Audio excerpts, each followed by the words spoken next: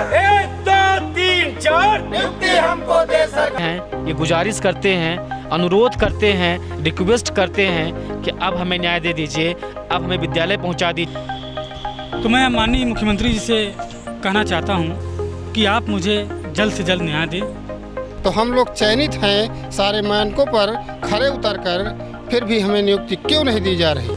क्या भाजपा की रणनीति यही है कि दलित और पिछड़ों को दबाएं? नमस्कार।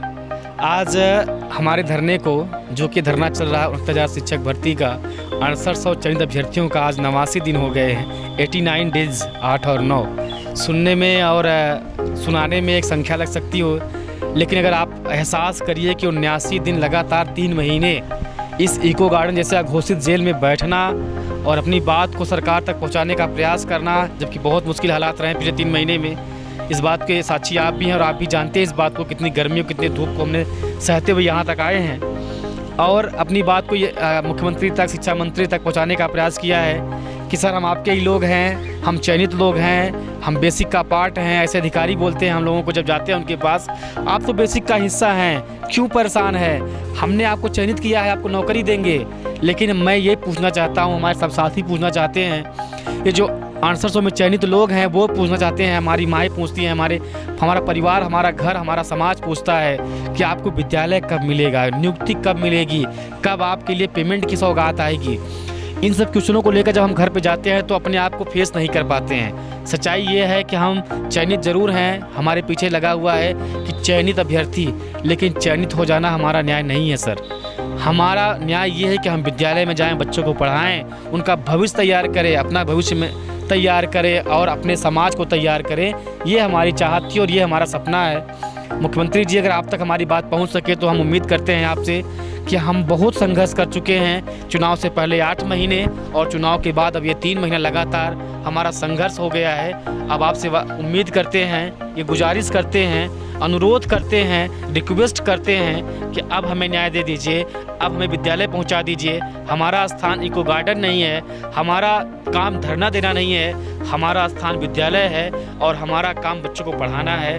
वही काम करवाइए हमसे। हमने इसीलिए पढ़ाई की थी, हमने इसीलिए एग्जाम क्वालिफाई किए थे और वही हमारे सपने हैं। हमारे सपनों को पूरा करने की महान कृपा करें। जी वादा निभाओ, हम सबकी है यही पुकार, नियुक्ति हमको दे सरकार। हम सबकी है यही पुकार, नियुक्ति हमको दे सरकार। पिछड़ों की है यही। बोले कि मैं चयनित जरूर हूं लेकिन अचयनित हूं अभी, जो कि हमारा विद्यालय हमें नहीं अलाट हुआ है।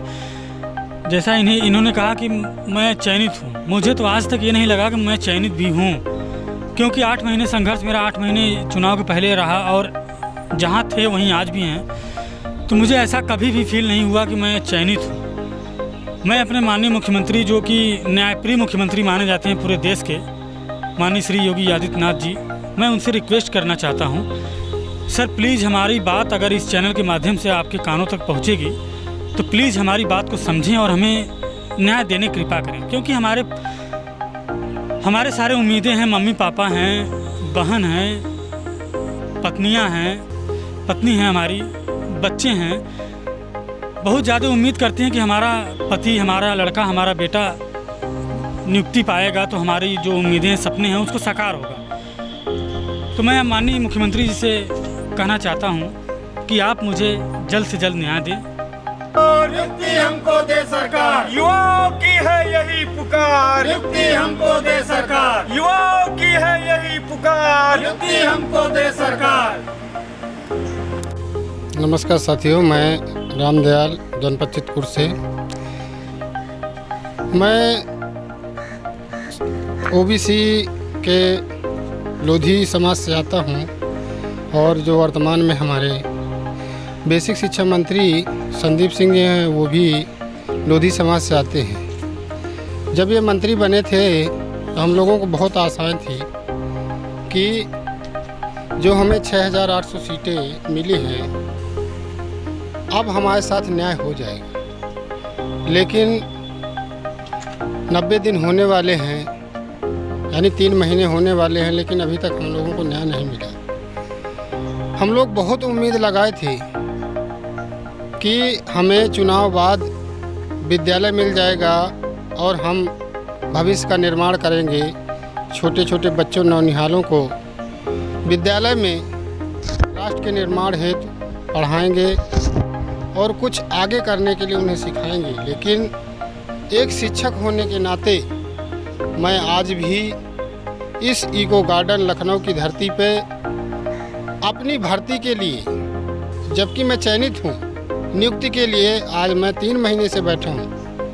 मैं आपसे अनुरोध करना चाहता हूँ कि क्या भारतीय जनता पार्टी, जो उप मुख्यमंत्री केशव प्रसाद मौर्य विधानसभा सत्र में बोलते हैं कि हम पिछड़े और दलित हितैषी हैं, लेकिन आज आपका हितैषापन कहाँ गया? आपने एक भी दिन सुध नहीं लिया कि 3 महीने से बच्चे इको गार्डन में खाली नियुक्ति के लिए परेशान हैं। आपने एक चेहरा भी नहीं यहाँ भेजा। ऐसी ही बातें करेंगे? मुझे तो नहीं लगता कि आप हैं उप मुख्यमंत्री, मानता हूँ। जब आपको हारने के बाद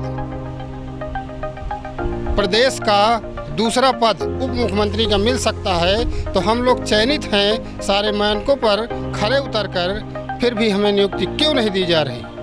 क्या भाजपा की रणनीति यही है कि दलित और पिछड़ों को दबाएं?